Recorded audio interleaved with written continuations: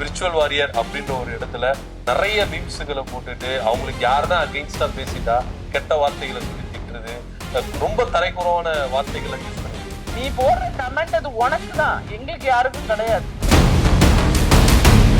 சினிமாவில் முழுவதுமாக ஒரு கதாநாயகனோட நடிச்சுட்டு வெளிநாடு பயணங்கள் மேற்கொண்டுட்டு உயர்தர வாழ்க்கையை அனுபவிச்சுட்டு மக்களோட கஷ்டம்னா என்னன்னே தெரியாம எங்கேயோ ஹைட்ல தனி விமானத்துல பறந்துட்டு இருக்க ஒரு நபருக்கு எப்படி மக்களை பற்றி தெரியும்? எதுக்கெடுத்தாலும் எம்ஜிஆரையே ஒப்பிட்டுக்கிறாரு. எம்ஜிஆராக நினைப்பதற்கு நிச்சயமாக தகுதி வேண்டும். இவரும் எம்ஜிஆரை பத்தி பேசுறாருன்னா இவரும் அதிமுகவை தான் ஆதரிக்கிறாரு. அப்ப அதிமுக ஜாயின் பண்ணிக்கலாம். இன்னைக்கு அதிமுக சரியில்லை அப்படின்றதையும் ஓபன் ஸ்டேட்மெண்ட் விஜய் அவர்கள் கொடுக்கறது. உலக நாடுகளிலிருந்து தமிழர்கள்ட்ட இருந்து பல கோடி ரூபாய் பணம் வந்துகிட்டு இருக்கு. அதனால அந்த பணம் எனக்கு போதுங்கிறதன் அடிப்படையில அது வியாபாரமாக நடத்தக்கூடிய கட்சியும் இருக்கு. நீங்க நாம் தமிழர் கட்சி சொல்லுங்க. இது ஆதவர்ஜன வந்து நான் சொல்றேன்னா ஒரு பேட்டியில அதிமுகவை ஏன் சார் நீங்க விமர்சிக்க மாட்டீங்க, திமுகவை மட்டும் விமர்சிக்கிறீங்க, அதிமுகவை விமர்சிக்க மாட்டேன், அதிமுக ஒரு கட்சியே கிடையாது. அவரெல்லாம் நம்ம இங்க அரசியல்வாதியா நினைச்சு எந்த கேள்வியுமே கேட்க வேண்டாம் நான் நினைக்கிறேன்.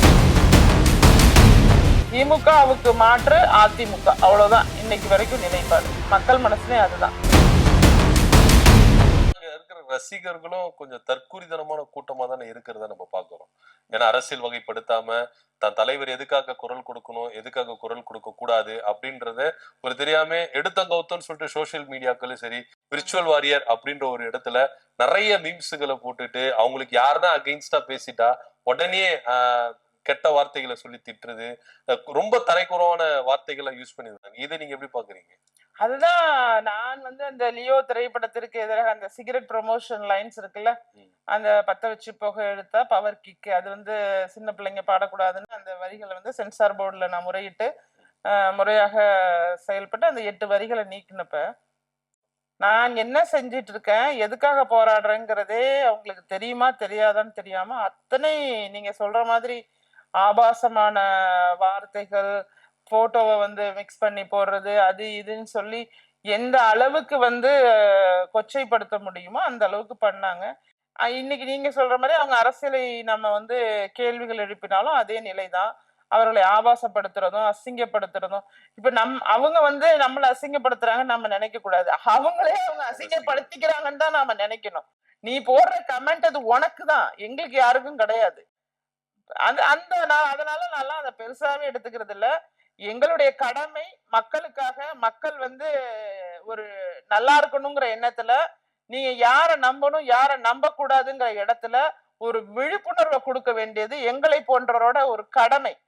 சினிமாவில் முழுவதுமாக ஒரு கதாநாயகனோட நடிச்சுட்டு வெளிநாடு பயணங்கள் மேற்கொண்டுட்டு உயர்தர வாழ்க்கையை அனுபவிச்சுட்டு மக்களோட கஷ்டம்னா என்னன்னே தெரியாம எங்கேயோ ஹைட்ல தனி விமானத்துல பறந்துகிட்டு இருக்க ஒரு நபருக்கு எப்படி மக்களை பற்றி தெரியும்?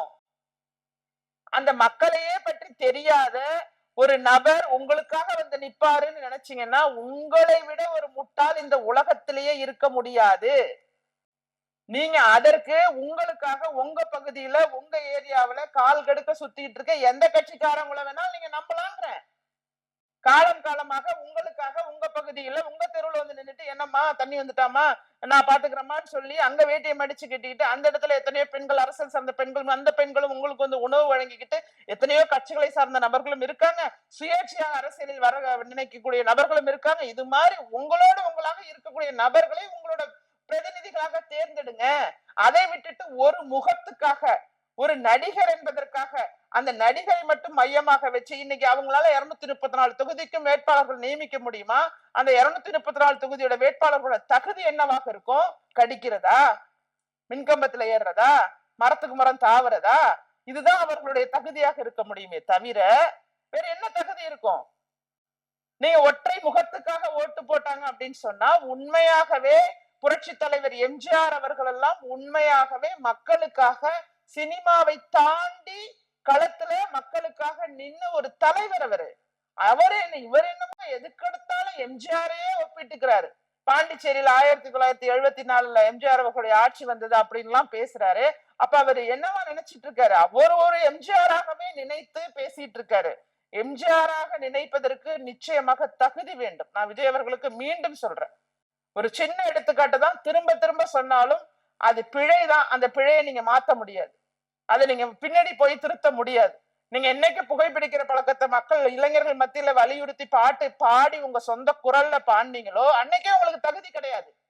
அது சினிமாவுக்காக இருக்கலாம், அது படத்திற்காக இருக்கலாம். ஆனா அது மாதிரி எம்ஜிஆர் அவர்கள் நடிச்சிருக்காங்களா? ஒரு காட்சி அவரோட திரைப்பட வாழ்க்கையில ஒரு காட்சி, மது அருந்தியது போல ஒரு காட்சி, புகைப்பிடித்தது போல ஒரு காட்சி நீங்க பார்த்திருக்கீங்களா? மக்கள் பார்த்திருக்காங்களா? அப்ப உங்களுக்கு எந்த இடத்திலையும் எம்ஜிஆர் அவர்களுடைய ஒப்பிட்டுக் கொள்வதற்கான தகுதி கிடையாது. ஒருவேளை நீங்க அந்த தகுதியை வளர்த்திருந்தீங்கன்னா இன்னைக்கு நான்லாம் உங்க பக்கம் நின்னு இருப்பேன். ஆனா இன்னைக்கு அந்த எம்ஜிஆரை வச்சுதான் அரசியலுக்குள்ளே வராரு. அது தவறுங்க. இவர் பேசாம என்ன பண்ணலாம், தாவேக்காங்கிற பேரையே மாத்தி பேரை இது பண்ணிட்டு அதிமுக இணைஞ்சுக்கலாம். இப்ப ஏன் மக்களுக்கு எம்ஜிஆர் அவர்களுடைய பெருமையை பேசணும் அப்படின்னு சொன்னா, அப்ப எம்ஜிஆர் அவர்கள் உருவாக்கிய ஒரு இயக்கம் இருக்குல்ல, எம்ஜிஆர் அவர்கள் நான் கஷ்டப்பட்டு ஒரு இயக்கத்தை உருவாக்கி அந்த இயக்கம் பல 100 ஆண்டுகள் இந்த தமிழ்நாட்டுல ஆளணும்னு நினைச்சு கனவு கண்டு ஒரு இயக்கம் தொடங்கி இருக்காருல்ல. அப்ப எம்ஜிஆர் அவர்களை பற்றி பயன்படுத்திக் கொள்வதற்கு யாருக்கு தகுதி, யாருக்கு முழு உரிமை உண்டு? ஆனா இந்த இயக்கமே இவரும் எம்ஜிஆர் பத்தி பேசுறாருன்னா இவரும் அதிமுகவை தான் ஆதரிக்கிறாரு. அப்ப அதிமுக ஜாயின் பண்ணிக்கலாம். இன்னைக்கு அதிமுக சரியில்லை அப்படின்றதையும் ஓபன் ஸ்டேட்மெண்ட் விஜய் அவர்கள் கொடுக்கறதா? என்ன சரியில்லை, என்ன சரியில்லை? அதிமுக இருக்கிறவங்க எல்லாம் பிரிஞ்சு கிடக்குறாங்க. நான் திமுக, அதாவது அதிமுக இருந்து செய்ய வேண்டிய அரசியலை விஜய் செய்யறேன் அப்படின்னு சொல்லிட்டு புகழேந்தி அவர்களுக்கு சொல்றாங்க. நீங்க பிரிஞ்சு கிடக்கிறத பத்தி பேசுறீங்க. உங்க கட்சியில வேட்பாளர் அன்னைக்கு கூட ஆளே கிடையாது. அப்ப இவர் யாரு? 234 தொகுதி விஜய் முகமாவே நிக்கிறேன். அது எவ்வளவு பெரிய கொடுமை. அப்ப 4 வருஷம் 3 மாசம் ஆட்சி செய்த திரு எடப்பாடி கே பழனிசாமி அவர்களுடைய முகமாகவே நிக்க வைப்பாருங்க. ஒரு சினிமா நடிகர் தன்னுடைய முகமாக 234 தொகுதியில நிக்கலாம். 4.5 வருஷம் ஆட்சி செய்த ஒரு முதல்வராக இருந்த திரு எடப்பாடி கே பழனிசாமி அவர்களுடைய முகமாக 234 தொகுதியில ஆட்களை நிப்பாட்ட கூடாதா? அப்போ அதிமுக எம்ஜிஆர் அண்ணாவை யூஸ் பண்ணும்போது அதிமுக இருக்கிறவங்க சும்மா தானே இருந்தாங்க. இதே எடப்பாடி பழனிசாமி கொடி பறக்குது பிள்ளையார் சொல்லி போட்டாங்க அப்படின்னு பேசணும் தானே. அது எல்லாருமே பேசுவாங்க தானே. இப்ப தமிழர்களோட பண்பாடே என்னங்க, ஒருத்தவங்க வீட்டுக்கு அழையா இருந்தாலே வந்தா கூட வாங்கன்னு சொல்றது தானேங்க பழக்கம். இது நம்மளுடைய பண்பாடு இல்ல. அந்த பண்பாடை எப்படி விட்டு கொடுக்க முடியும்? அவங்களா வந்தாங்க, கொடியேசிட்டாங்க. யாராவது போய் அழைப்பு கொடுத்தாங்களா? தாவைக்காவினர்கிட்ட போய் அதிமுக வாங்க எங்களுடைய பிரச்சார கூட்டத்துல கொடியாசைங்கன்னு சொல்லி கூப்பிட்டாங்களா? அதெல்லாம் இல்ல. அந்த கூட்டம் ஒவ்வொரு நாளும் ஒவ்வொரு மாதிரியாக ஒவ்வொரு முடிவுகளை எடுத்து ஒண்ணுமே தெரியாம, அரசியல்னா என்னன்னே தெரியாம அது ஒரு வேறு மாதிரியான ஒரு கூட்டமாக இருக்கு. இன்னும் சொல்ல போனா உண்மையாகவே நீங்க அந்த பிரச்சாரத்துல கலந்து கொண்டது போல நீங்க அதிமுகவோட கூட்டணி வைத்து நீங்க திமுகவை எதிர்க்கிறீங்கன்னா எல்லோரும் பலமாக சேர்ந்து எதிர்ப்போம்னு சொன்னா நல்லது தானே. அதனால வரவேற்கிறேன். ஒருத்தருடைய கூட்டம், ஒருத்தருடைய அனுபவம், ஒருத்தருடைய தலைமை பண்பு அப்படின்லாம் இருக்குல்ல. இந்த இடத்துல நீங்க அதிமுகங்கும் போது அனுபவம் வாய்ந்த அமைச்சர்கள் இருந்திருக்காங்க. தமிழகத்தை பலமுறை ஆண்ட கட்சி, அதுல அமைச்சர்கள் இருக்காங்க, பலமுறை அமைச்சராக இருந்தவர்கள் இருக்காங்க. திரு எடப்பாடி கே பழனிசாமி அவர்கள் மிகச்சிறந்த தலைமையாக இருந்து முதல்வராக இருந்தவர். அப்ப எல்லாம் ஒண்ணு சேரலாமே. இப்ப நீங்க அந்த ஒண்ணு தெரியாத ஒரு கூட்டத்தை நீங்க ஓரளவுக்கு அரசியல் படுத்தணும்னா உண்மையாகவே இந்த முயற்சி எடுத்தாதான் நீங்க மக்களுக்காக அரசியலுக்கு வந்தவர். இல்ல நான் முதல்வராகணும், எனக்கு அந்த பதவி மேலதான் குறி அப்படின்னு நினைச்சீங்கன்னா நீங்க மக்களுக்காக அரசியலுக்கு வரல. உங்களுக்காக, உங்க அப்பாவோட ஆசையை நிறைவேற்றுவதற்காக, உங்க அப்பா உங்களை முதல்வராக்கணும்னு நினைச்சாருன்னு முன்னாடியே பேட்டி எல்லாம் பார்த்திருக்கோம். அதற்காக நீங்க அரசியலுக்கு வந்தவராதான் நீங்க மாறுவீங்க. நான் சொல்றது உங்களுக்கு புரியுதா இல்லையா? இப்ப நானே இருக்கேங்க, கட்சி தொடங்கி இருக்கேன். ஒரு கட்டத்துல நம்ம என்ன நினைக்கிறோம், மக்களுக்கு சேவையாற்றணும், மக்களுக்கு பணியாற்றணும். அப்ப கண்டிப்பாக ஒரு கூட்டணி அமைத்தால்தான் மக்கள் பிரதிநிதியாக மாற முடியும், மக்களுக்கு நம்ம சேவை செய்ய முடியும் தெரிஞ்சுக்கிறோம். இதுதான் மக்களுக்காக நினைக்கும் போது முடிவுகளும் மக்களுக்காக எடுக்கப்படுகிறது. பெரும்பாலான அரசியல் கட்சிகள் அப்படிதான். நீங்க கூட்டணி கட்சிகளாக இருப்பவர்கள் அந்த மக்களுக்கு என்ன நம்மளால செய்ய முடியும், அதிகாரத்தை நோக்கிய பயணம் வேண்டுங்கிற இடத்துலதான் நிப்பாங்க. அதிகாரம் எனக்கு வேண்டாம், நான் இப்படியே நின்னுட்டு இருப்பேன், நான் தனிச்சே நிப்பேன் அப்படிங்கிறவங்க வியாபார நோக்கத்தோடு இருக்காங்க. அந்த மாதிரி நபர்களும் இருக்காங்க. அவர்களுக்கு என்னன்னா ஏற்கனவே உலக நாடுகளில் இருந்து தமிழர்கள்ட்ட இருந்து பல கோடி ரூபாய் பணம் வந்துகிட்டு இருக்கு. அதனால அந்த பணம் எனக்கு போதுங்கிறதன் அடிப்படையில அதை வியாபாரமாக நடத்தக்கூடிய கட்சியும் இருக்கு. நீங்க நாம் தமிழர் கட்சி சொல்லுங்க. நான் அப்படி சொல்லவே இல்லையே, நீங்க தான் சொல்றீங்க. அவர்தானே தனித்து நிப்பேன், நான் அரசியல் அந்த கூட்டணியை வைக்க மாட்டேன், நான் தனித்து நிப்பேன் அப்படின்னு சொல்றேன். நாம் தமிழர்னு சொல்லலையே, நான் சாதாரணமா சொல்றேன். அவங்களுக்கு அப்படிங்கிறதுங்க அதிகாரத்தை கைப்பற்றி நீங்க என்ன கோரிக்கை, நீங்க தமிழ் இனத்திற்கான ஒரு நல்ல விஷயங்களை எடுத்து இனத்தை நீங்க வளர்க்கணும்னு நினைச்சாலும் அங்க ஒரு ஒரு இடம் அதிகாரம் அப்படிங்கிறது இருந்தா தானங்க செய்ய முடியும்.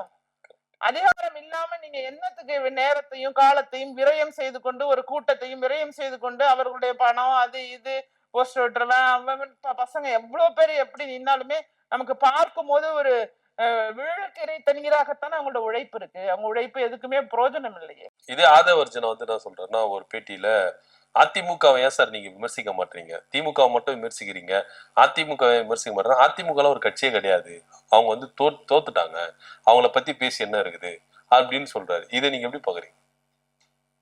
இல்ல அவருக்குமே அரசியல் அனுபவம் ரொம்ப குறைவுங்க. அவர் வந்து ஒரு பெரிய ஒரு அனுபவம் வாய்ந்த அரசியல்வாதி இல்ல. அதனால அவரெல்லாம் நம்ம இங்க அரசியல்வாதியா நினைச்சு எந்த கேள்வியுமே கேட்க வேண்டாம் நான் நினைக்கிறேன். இல்ல அதுதான் நினைக்கிறேன். ஏன்னா நான் சொல்வது விட நான் 9 ஆண்டு காலமாக அரசியல் இருக்கேங்க. நானும் ஒரு கட்சியில மாநில இளைஞரணி செயலாளராக இருந்திருக்கேன். அதனால நம்ம அதாவது எம்எல்ஏவா இருந்திருக்காங்க, சென்ட்ரல் மினிஸ்டரா இருந்திருக்காங்க, அந்த கட்சியில நானும் இருந்திருக்கேன், பதவியில் இருந்திருக்கேன். என்னுடைய அரசியல் பயணம் என்பதும் நீண்ட நெடுந்துர பயணமாக பயணிச்சுட்டு இருக்கேன். இவங்க வந்து எந்த கட்சிக்கு போனாலும் அவங்களை நிலைநாட்டிக் கொள்வதற்கு மட்டுமே நினைக்கிறாங்க. தன்னிட்ட பணம் இருக்கு அப்படிங்கிறதுனாலயோ தன்னிட்ட வந்து அதனால மட்டுமே தன்னுடைய குரல் எடுபடும். அவங்க எல்லாம் வந்து நான் சொல்றேனே, மீண்டும் சொல்றேனே, முதல்ல நீங்க அரசியலை படிங்க. அரசியலை படிச்சீங்கன்னா இந்த மாதிரி எல்லாம் பேச மாட்டீங்க. நீங்க இன்னைக்கு வந்து எத்தனை சதவீதம் வாக்கு வங்கி வாங்கியிருக்காங்கிறத பொறுத்துதான் ஒரு கட்சி இருக்கா கட்சி இல்லையானே தெரியும். அப்படி பார்த்தா நீங்க எல்லாம் ஒரு கட்சியே இல்லையே, அன்டெஸ்டட் பொலிட்டிக்கல் பார்ட்டி தானே. சொல்றாங்களே 30% 50% எங்க கிட்ட. அது வந்து வரும் போகணும் எதிர்காலத்தை நோக்கி பேசுறதுங்கிறது வேறங்க. அப்ப நானும் பேச ஆரம்பிச்சிருவேன், எல்லாரும் பேசலாம், நிரூபிக்கப்பட்டதை பேசணும்ல. அதிமுக பிரதான எதிர்கட்சியாக இருக்குல்ல. 2021 சட்டமன்ற தேர்தலில் வெறும் குறைந்தது 3% வித்தியாசம் கூட கிடையாது வாக்கு வங்கியில. ஜெயலலிதா அம்மா அவர்கள் மறைவிற்கு பிறகு கூட மிகுந்த அளவு வித்தியாசம் இல்லாத அளவுக்கு ஒரு கட்சியை வந்து தலைமைத்துவத்தோட நடத்திருக்காரு திரு எடப்பாடி கே பழனிசாமி அவர்கள். நீங்க வெற்றி தோல்வி அப்படிங்கிறத தாண்டி வாக்கு வங்கின்னு ஒண்ணு இருக்கு, அதெல்லாம் திரு ஆதவர்ஜுன் அவர்களுக்கு தெரியல. அதனால அவர் பேசுறாரு. அப்ப அவரை நாமளும் அரசியல்வாதியா கன்சிடர் பண்ணிக்க வேண்டாம்னு நான் சொல்றேன், வேற ஒண்ணும். இப்போ வந்து புதுச்சேரியில என்ஆர் காங்கிரஸோட தமிழக வெற்றி கழகம் கூட்டணி வைத்து 2026 ஆட்சி பிடிக்குமா? கூட்டணியே அதெல்லாம் அவங்க அமைச்சர்னும் பேசலாம், ஆட்சியை பிடிக்கும் அப்படிங்கறதெல்லாம் அது ஏன்னா எங்களுடைய பேச்சுகள் வந்து அப்படிதானே இருக்கு. ஏன்னா அங்க இருக்கிற கவர்மெண்ட்டையோ சிஎம்ஐயும் விமர்சிக்காம இருக்காங்க. ஆதவர்ஜனாவா இருக்கட்டும், புஷியானந்தா இருக்கட்டும், விஜய் அவர்களா இருக்கட்டும். ஒருவேளை கூட்டணிக்கான அச்சாரமா பாஜக வேற இடத்துக்கு போயிடுமா? இல்ல இவங்களுடைய பேச்சுகள் அப்படிதானே இருக்கு. அதான் சொல்றேன், இப்ப வந்து இவரோட எதிரி இல்ல பாஜகன்னு சொல்றாரு விஜய். அப்ப பாஜக அந்த கூட்டணியில இடம்பெறாதுல்ல, என்ஆர் காங்கிரஸோட பாஜக இருக்காதுல்ல, கொள்கை எதிரி இல்ல, அதான் அப்ப இருக்காதுல்ல. அப்படின்னா தோத்துருவாங்க. யார் தோத்துருவாங்க? என்ஆர் காங்கிரஸே தோத்துருவாங்க. பாஜக எங்க இருக்கோ அங்கதாங்க வெற்றி பெறும். ஏன்னா அது மத்திய அரசோட இதுலதான் இன்னைக்கு 4750 கோடி ரூபாய் எல்லாம் ஒதுக்கி அதை வந்து வேற லெவலுக்கு எடுத்துட்டு வர்றதுக்கு மத்திய அரசு பெரும்பங்கு ஆற்றிட்டு இருக்கு. சபாநாயகர் பேசுறாரு, எல்லாருமே இப்ப இவர் போய் ஏதோ உளறின பிறகு எல்லாருமே அவங்க ஸ்டேட்மெண்ட்டை பேச ஆரம்பிச்சுட்டாங்க. முன்னாள் ஆளுநராக இருந்த சகோதரி தமிழிசை அவர்கள் பேசுறாங்க, நாங்க அங்க எவ்வளவு திட்டங்கள் பண்ணிருக்கோம், அங்க 100 நாள் வேலை வாய்ப்பு எத்தனை லட்சக்கணக்கான பேருக்கு கொடுத்துருக்கோம், அந்த ரேஷன் கடை இல்லைங்கிறதுக்கு நாங்க காம்பன்சேட்டா என்னென்ன பண்ணிட்டு இருக்கோம் அப்படிங்கிறது எல்லாமே வந்து எல்லாருமே இப்ப விவரிக்க தொடங்கிட்டாங்க. அப்ப அது வந்து பாஜகவுக்கு என்ன ஆயிடுதுன்னா கூடுதலான வாக்கு வங்கியை அதிகரிச்சிருக்காரு. இப்ப இவர் போய் பாஜகவிற்கான வாக்கு வங்கியை சேகரிச்சிருக்கிறதா பாக்குறேன். அப்படி நிச்சயமாக பாஜகவோட எந்த கட்சி கூட்டணி வைக்குதோ அந்த கட்சி தான் வந்து பாண்டிச்சேரியில ஆட்சி. எப்படி அது பாண்டிச்சேரிக்கு மட்டும் பொருந்துமா இல்ல தமிழ்நாட்டுக்கும் பொருந்துமா? தமிழ்நாட்டுக்கும் பொருந்துங்க. பாஜக இன்னைக்கு தமிழ்நாட்டை பொறுத்த வரைக்கும் மக்கள் மிக தெளிவானவர்களாக மாறிட்டாங்க. நீங்க முன்னாடி நினைக்கிறது மாதிரி கிடையாது. இன்னைக்கு திமுகங்கிறது ஒரு குடும்பத்திற்கான ஆட்சி, உங்க திமுக காரங்களுக்கான ஆட்சி.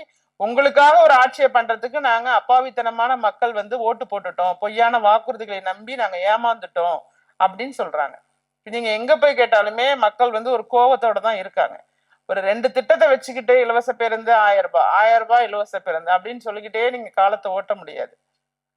அதனால இங்க நமக்கே தெரியும் அவங்க எத்தனை சதவீதம் வாக்குறுதி கொடுத்தாங்களே, அதுல வந்து ஒரு எனக்கு தெரிஞ்சு 10-15% கூட இன்னும் நிறைவேற்றப்படலை.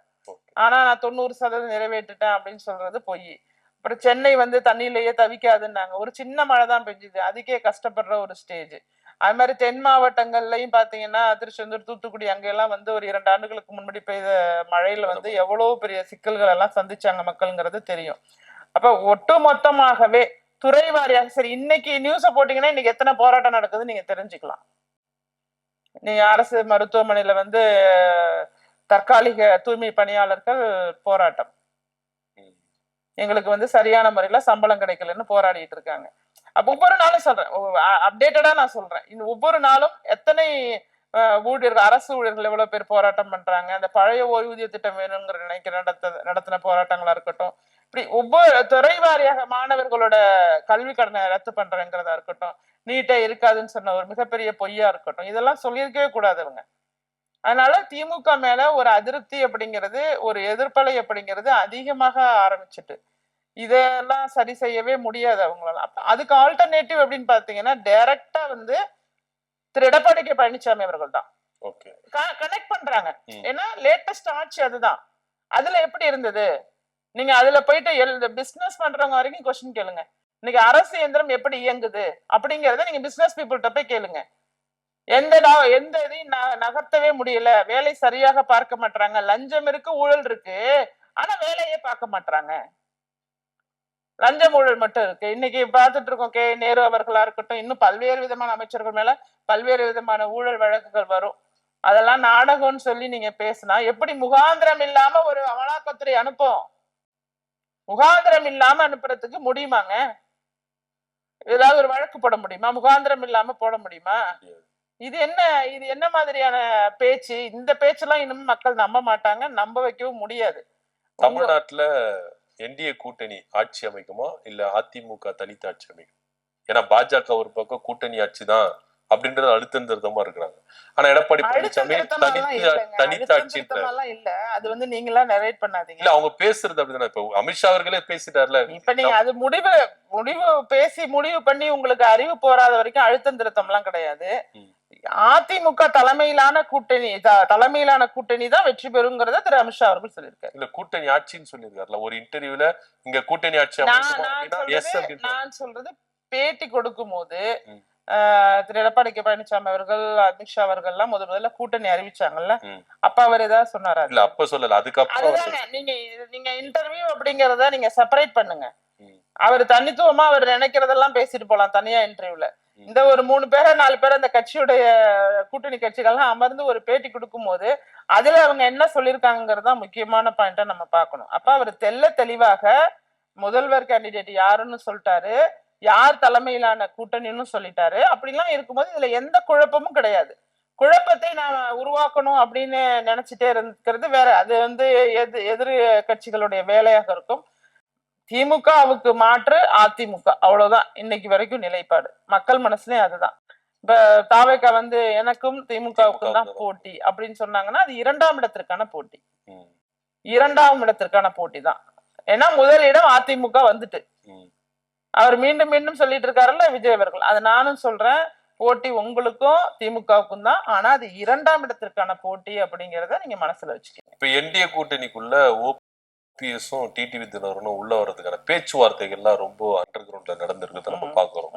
இது நீங்க எப்படி பாக்குறீங்க? ஒருவேளை என்டிஏ கூட்டணிக்குள்ள வந்துட்டா எடப்பாடி பழனிசாமி மனநிலைமை என்னவா இருக்கும்? இல்ல மனநிலைமையெல்லாம் அதெல்லாம் நீங்க அவர்கிட்ட தான் கேட்கணும், அவரோட மனநிலைமைய. நீங்க அவங்க செப்பரேட் பார்ட்டியா பாஜகவோட நாங்க கூட்டணி வைக்கிறோம் அப்படின்னு சொன்னா அத வந்து ஒரு நார்மலா வந்து அதை யாரும் கண்டிக்க முடியாதுங்க. அது அவங்களோட ரைட்ஸா தானே பார்க்கப்படும். இதுல வந்து திரு எடப்பாடி கே பழனிசாமி அவர்களுடைய மனநிலை அப்படிங்கிறது எனக்கு தெரிந்த அளவுல அவரு மூத்த அரசியல் தலைவருங்க, மூத்த அரசியல்வாதி. அதனால அவரு இவங்களோட கூட்டணி அப்படிங்கும் போது இவர் அதை இன்ட்ராக்ட் பண்ணி எதுவும் பண்றதுக்கு எல்லாம் முயற்சிக்க மாட்டாங்க. தலைமை இவங்கதான். இவங்க தலைமையை ஏற்றுக்கொண்டு யார் வந்தாலும் அந்த பாஜகவோட சேர்ந்து வர்றாங்கன்னா அதை யாரும் எதுவும் டிடிவி தினகரன் இபிஎஸ் தலைமை ஏற்று நான் உள்ள வரவே மாட்டேன்.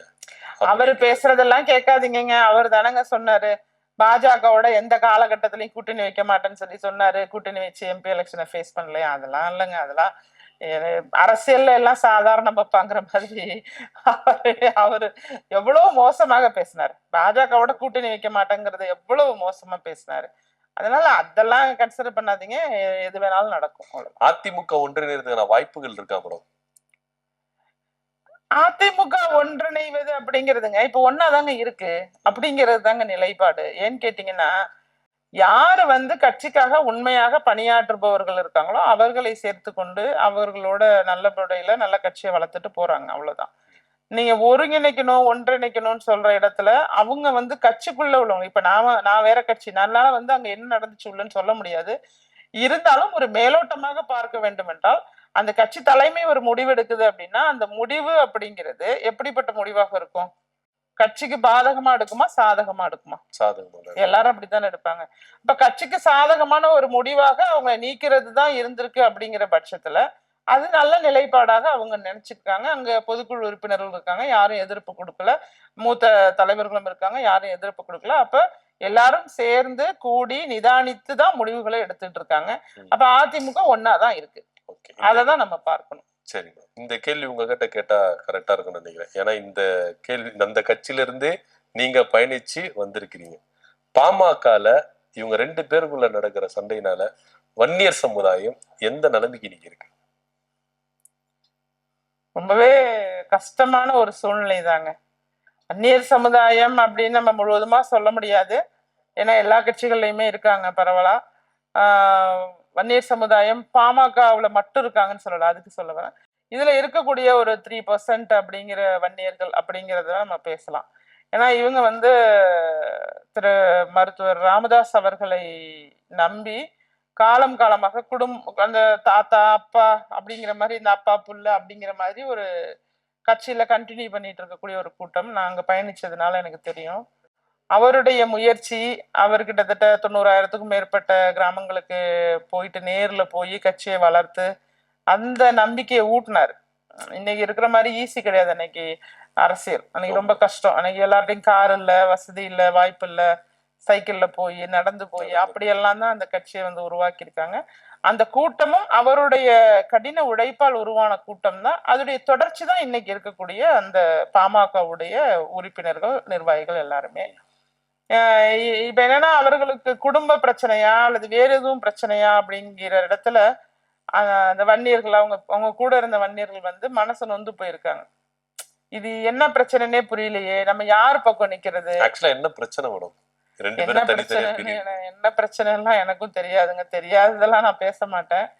ஆனா இந்த அளவுக்கு அவங்களே பேசிக்கிறாங்கும் போது நாம பேசுறதுக்கு அங்க ஒண்ணுமே இல்லை. ஏன்னா அவர் அப்பா ஐயா மருத்துவர் வந்து இந்த அளவுக்கு வெளியே வந்து மனசு கஷ்டப்பட்டு பேசுறாரு. நாம நடைபோனமா தெரியல, மனசு நொந்து பேசுறாரு. அப்படிங்கும் போது நம்ம போய் அதுல போய் நம்ம ஏன்னா அந்த பிரச்சனையோட ஆழமும் தெரியாது, ஒண்ணும் தெரியாது நமக்கு. ஏன் இந்த அளவுக்கு பேசுறாரு அப்படிங்கிறது மட்டும்தான் நமக்கு தெரியும். இவர் அதுக்கு எதுவும் பதில் கொடுத்து ரியாக்ட் பண்ணி ஏதாவது பண்ணிருந்தாலும் நமக்கு புரியும். இவர் அதுக்கு எந்த ரியாக்டும் பண்றதும் இல்லை. அவர் பாட்டுக்கும் ஒரு புறம் பேசிட்டு இருக்கட்டும் அப்படிங்கறதுல அப்படியே போயிட்டு இருக்கு. அப்ப நம்ம வந்து பேலன்ஸ்டான ஒரு ஆன்சரும் நம்மளால கொடுக்க முடியாது. ஆனா பார்க்கிறவர்களுக்கு என்ன தோணும்? வயசானவங்க உருவாக்குனவங்களை வந்து ஏன் வந்து இந்த மாதிரி வந்து நடத்தணும் அப்படிங்கிற மாதிரியான ஒரு எண்ணம் தான் எல்லாருக்குமே தோணுது. வாக்கு வங்கின்னு பாத்தீங்கன்னா நிச்சயமாக அது திரு ராமதாஸ் ஐயா அவர்களுக்கான வாக்கு வங்கி தான் அதிகமா இருக்கும். நிர்வாகிகள் இங்க இருக்காங்க அப்படிங்கறதுனால நிர்வாகிகளை மட்டும் அடிப்படையா வச்சு அங்க வாக்கு வங்கியை நிர்ணயிக்க முடியும். உண்மையான பாமக நாங்க தான் அப்படின்னு சொல்லிட்டு அன்புமணி தரப்பு உரிமை கோருறாங்கல்ல. இல்ல அது உரிமை கோருறாங்கன்னா தேர்தல் ஆணையத்துக்கு அவங்க தகவல்களை கொடுத்ததன் அடிப்படையில இன்னைக்கு அவங்க பேர்ல எல்லாமே பதிவாயிருக்கு. அலுவலகம் வரைக்கும் அவங்க கொடுத்த முகவரியில பதிவாயிருக்கு. எல்லாமே அவங்க இது பண்ண இவங்க தரப்புல இருந்தும் ஒரு லெட்டர் கொடுக்குறாங்க, அதை அக்செப்ட் பண்ணிக்க மாட்டாங்களே தேர்தல் ஆணையம். மருத்துவர் தரப்புல இருந்தும் ஒரு லெட்டர் கொடுத்தாலும் அதை அக்செப்ட் பண்ணிக்க மாட்டாங்களே. தேர்தல் ஆணையம் அதோட வேலை என்னவோ அதை பார்த்துட்டு இருக்கோங்க. நீங்க தேர்தல் ஆணையம் எப்படின்னா என்னைக்கு டேட்ல நடந்துச்சு, எங்க இந்த லெட்டர் வந்திருக்கு, அந்த அட்ரஸ் வந்து அபிஷியல் அட்ரஸ், ரெஜிஸ்டர்ட் அட்ரஸா, அப்புறம் அதெல்லாம் பார்க்கும். அவ்வளவுதான் அதோட வேலை, அது முடிச்சுக்கும். அவங்க சொன்ன மாதிரி சிவில் நீதிமன்றத்துல போய் இந்த வழக்கை வந்து அவங்க ப்ராப்பரா ப்ரொடியூஸ் பண்ணாங்கன்னா இந்த வருஷம் இந்த மாசம் நாங்க பண்ணணும், ஆனா அவங்க அதை மாத்தி போட்டிருக்காங்க, அவங்களுக்கு பதவிகளும் இப்பயோட முடியுது, இதெல்லாம் விளக்கம் கொடுத்து சிவில் நீதிமன்றத்துல போயிட்டு அவங்க அந்த வழக்கை நடத்திக்கலாம்னு சொல்லியிருக்காங்க. இடையில சின்னம் கூட ஃப்ரீஸ் பண்ற நிலைமைக்கு வந்துரும் தேர்தல் ஆணையம் எச்சரிக்கை. அதையுமே எச்சரிக்கை கொடுத்திருக்காங்க. ஆமாமா, அந்த படிவத்துல வந்து எப்படி வந்து சைன் பண்றது, இவங்க சைன் பண்றதா அவங்க சைன் பண்றதாங்கிற ஒரு குழப்பம் வரும். அப்படிங்கிறதுனால இது வந்து இதனால என்ன பயன் இருக்கு? ஒரு பயனும் கிடையாது. நீங்க எதற்காக இப்படி நடந்துக்கிறீங்கன்னு தெரியல. ஒண்ணு காம்ப்ரமைஸ் ஆகி அப்பாவை காம்ப்ரமைஸ் பண்ற வேலையில மகன் இறங்கணும். காம்ப்ரமைஸ் பண்ணி உங்களை நான் என்ன ஹார்ட் ஒர்க் பண்றேன், ஏதோ ஒரு குறை இருந்தாலும் அதை நான் நிறைவேற்றி பண்றேன், நான் மக்களுக்காக செயல்படுறேங்கிறத நீங்க ஒரு நம்பிக்கையை உங்க அப்பாட்டே வந்து ஏற்படுத்தி இருக்கலாம். ஏன் ஏற்படுத்தல? ஏன் அவரும் வந்து இந்த அளவுக்கு மோசமா உங்களை வந்து ஒரு ஒரு ஒரு வில்லன்லயே மிகப்பெரிய வில்லனாக உங்களை சித்தரிச்சு அவர் பேசிட்டு இருக்காரு. அப்ப அந்த வில்லனாக பேசும்போது வெகுஜன மக்கள்கிட்ட வந்து பெத்த தகப்பனே இப்படி சொல்றாரு அப்படிங்கும் போது மக்கள் எப்படி உங்களை வந்து ஒரு நல்ல தலைவராக ஏற்றுக்கொள்வார்கள்? அன்புமணி வருகைக்கு பிறகுதான் பாமக ரொம்ப தொய்வுல போயிருச்சு அப்படின்னு ஐயா ராமதாஸ் அவர்கள் சொல்றாரு. உண்மையிலேயே அது கரெக்ட் தானே? ஏன்னா அந்த கட்சியில நீங்க பயணிச்சிருந்திருந்தனால கேக்குறேன். இல்ல அது வந்து அவர் வந்து இதா சொல்லலங்க, இதுபடி சொல்றாரு, வரலாற்றின் அடிப்படையில அவர் சொல்றாரு. அன்புமணி வருகை பிறகுதான் பாமக அப்படின்றது வந்து எம்எல்ஏக்கள் கம்மியானாங்க, எம்பிக்கள் கம்மியானாங்க, நிறைய விஷயங்கள் வந்து நிறைய அதெல்லாம் அவர் இப்ப தவறு செஞ்சுட்டேன் சொல்றாரு. அது உண்மைதானே? தப்புங்கிறாரு. அதுதான் அவரே சொல்றாருங்க. அதை நம்ம போய் எதுக்கு சொல்லணும்? அத அவரே சொல்றாரு. ஒரு எப்படிதான் ஒரு குழந்தையோட தகப்பனுங்க அவரு. பாமகங்கிற கட்சியை ஒரு குழந்தையா கன்சிடர் பண்ணீங்கன்னா அதை உருவாக்குனவர் திரு ராமதாஸ் அவர்கள். ஏன்னா இப்ப நீங்களா இருக்கட்டும், பாமக கட்சியின் வேல்முருகன் சாரா இருக்கட்டும், இவங்க எல்லாருமே நீங்க அங்க இருந்து பயணிச்சு வெளியே வந்ததுதான் டாப் மோஸ்ட்ல தான் நீங்க இருந்திருக்கீங்க. அதுக்கப்புறம் தான் அன்புமணியோட வருகைக்கு பிறகுதான் உங்களுக்குள்ள முரண்பாடு ஏற்பட்டு நீங்களா வெளியே வந்தது அப்படின்னு எடுத்துக்கலாமா? நான் அதை ஏற்கனவே சொல்லியிருக்கேங்க. என்னன்னா நம்ம வந்து கட்சியில வந்து கொஞ்சம் பிரபலமாகும் போது அப்புறம் அது பிடிக்காம அதை ஒதுக்குறாங்க. அப்புறம் மருத்துவர் ராமதாஸ் அவர்கள் எனக்கு இந்த முதல் 3 பொறுப்புகள்ல ஒரு பொறுப்பை வந்து அறிவிக்கணும்னு சொல்லி என்கிட்ட சொல்லிட்டாங்க. பட் அதையுமே அவங்க ஏத்துக்கல. அப்படிங்கும் போது நானே வந்து திரு அன்புமணி அவர்களுக்கு நம்ம வளர்ச்சி கூட அவங்களுக்கு தாங்கி கொள்ள முடியல. அப்ப அந்த சூழ்நிலையில தான் நமக்கு தெரியுது, ஏன் நம்ம வந்து மத்தவங்களுக்கு இடையூறா இருக்கணும்? அவங்க கட்சி, நம்ம வந்து ஒரு பைசா நம்ம பணத்துக்காகவோ பதவிக்காகவோ உழைச்சிருக்கீங்கல்ல.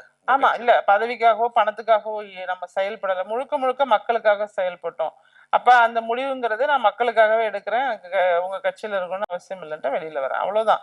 இதுல வந்து உண்மையாகவே திரு அன்புமணி அவர்களை சுற்றியுள்ள கூட்டமும் கொஞ்சம் சரியில்லாத கூட்டம் அப்படிங்கிறது எனக்கு அப்பவே தெரியும். அப்பவே நான் மருத்துவர் ராமதாஸ் ஐயா அவர்களிடமே பேசி, ஏன்னா அப்பான்னு தான் கூப்பிடுவேன் வேற, அதனால இப்பயுமே நான் பேசினேன், நலம் விசாரிச்சேன். நான் அப்பா ஸ்தானத்துலதான் நான் பாக்குறேன் அவரை. அப்படிங்கும் போது நான் எல்லா கருத்துக்களையுமே வெளிப்படையாக சொல்லியிருக்கோம், இது நடக்குது அப்படிங்கறதெல்லாம் ஏற்கனவே தெரியும் அவருக்கு. அப்பெல்லாம் இந்த கோவத்தை ரொம்ப வெளிப்படுத்தல. இன்னைக்கு வந்து அன்னைக்கு என்ன யாரெல்லாம் எதுக்காக போனீங்கன்னு கேள்வி கேட்டாங்களோ அவங்களுக்கு எல்லாம் இப்பதான் தெரியுது அதுக்கான பதில். 7 வருஷத்துக்கு முன்னாடி ராஜேஸ்வரி பிரியா ஏன் கட்சியில இருந்து போனாங்கிறதுக்கான பதில வந்து இன்னைக்கு வந்து இறைவனும் இயற்கையும் செஞ்சு உங்க எல்லாருக்குமே காமிச்சிட்டேன். ஏன்னா நாங்கெல்லாம் ஒரு ஸ்டாண்டர்ட் பர்சன். ஒரு முடிவு எடுத்துட்டா அதுல இருந்து போறதுங்கிறது ரொம்ப கடினமான ஒரு மனித சுச்சுவேஷன். நம்ம இன்னைக்கு நான் வந்து அங்க இருந்து வந்த பிறகு திமுகவுக்கு போயிருக்க கூடாதா? வேற ஏதாவது கட்சியில போய் சேர்ந்திருக்க கூடாதா? ஒரு நல்ல பொறுப்பு எனக்கு கிடைச்சிருக்காதா? நான் மாநில இளைஞரணி செயலாளர், எனக்கு அதற்கு ஈக்குவலண்டா பொறுப்பு கொடுக்குறேன்னு எல்லா கட்சிகளுமே அழைப்பு கொடுத்தாங்க. நம்ம பணத்திற்காகவோ பதவிக்காகவோ இந்நேரம் நாங்க எம்எல்ஏவா இருந்திருக்கலாம் அல்லது மினிஸ்டரா கூட இருந்திருக்கலாமே. அந்த அளவுக்கு நான் ஒரு சுயநலவாதியாக என்னுடைய முடிவுகள் எல்லாம் எடுத்துட்டு போயிருந்தேன்னா இன்னைக்கு நான் அந்த நிலைமைக்கு வந்திருக்கலாம். முழுக்க ஒரு ஒடுக்கப்பட்ட மக்களுக்கான குரலாக இருக்கணும். இப்ப வந்து எப்படி வந்து பட்டியலின மக்களுக்கான உரிமைகளும் அவர்களுக்கான நிறைய விஷயங்கள் இங்க செய்யப்படாம இருக்கோ, அது மாதிரிதான் வந்து வன்னியர்கள் வந்து அவங்களுக்கான மக்கள் தொகைக்கு தகுந்தவாறான விஷயங்களும் இன்னும் நடக்காம இருக்கு. அப்ப இதையெல்லாம் நம்ம குரல் கொடுக்கணும், இதுக்கெல்லாம் நம்ம வந்து தனித்து இருந்து நம்ம குரல் கொடுப்போம் அப்படிங்கிற ஒரு வகையில தான் என்னுடைய முடிவு அமைஞ்சிருக்கு. எப்பவுமே எளிய மக்களுக்கான ஒரு அரசியலை கையில் எடுக்கணும் அப்படிங்கிற இடத்தை நோக்கியும் எனக்கான சுதந்திரத்தை நான் மைண்ட்ல வச்சுக்கணும். அந்த அந்த இடத்தையும் நான் வச்சு நான் என்னோட பயணத்தை நடத்திட்டு இருக்கேன். கண்டிப்பாக இன்னைக்கு இல்லைனாலும் என்னைக்காவது ஒரு நாள் நான் பயணிக்கிற பாதையில ஒரு மிகப்பெரிய ஒரு எழுச்சி வந்துடும்.